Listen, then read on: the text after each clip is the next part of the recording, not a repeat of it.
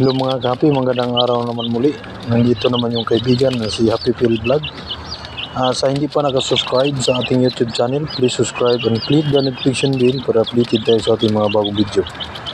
Ayan mga kapi, ngayon, ang natin ngayon, marami tayong, hindi naman gano'ng karami, mayroon tayong sisiyo na naman na napisa mga kapi. Ito yung pabo naming sisiw. Ito yung mga pinakita ko na unang sisiw. Ito yung mga crossbreed ng Rhode Island Red at saka Black Astrolop.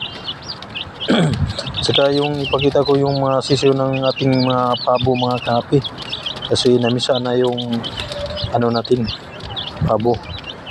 Ito yung maganda mga kapi, kasi ito yung incubator natin na maganda, hin incubator ng ating turkey pabo. Yan mga kapi, ito nakita natin na may mga sisiw na mga kapi. Maganda talaga pag mga ganito, may palimlim tayo sa mga inahin tulad na itong pabo. Yan daming sisiw niya mga kapi. Ito yung incubator na maganda mga kapi, kasi talagang mapisa yung mga itlog kahit walang kahit hindi ka tulad ng incubator talaga. Pag mag-brown out, mahirapan yung ibang mga itlog, hindi mapisa.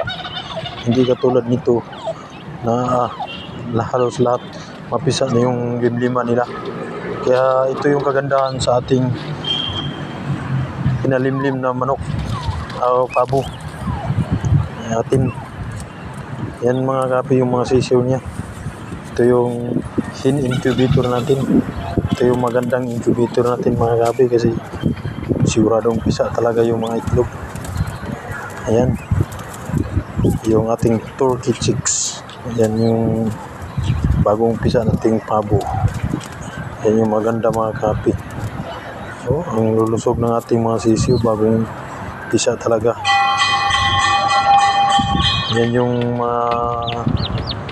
bago nating alagaan mga kapi.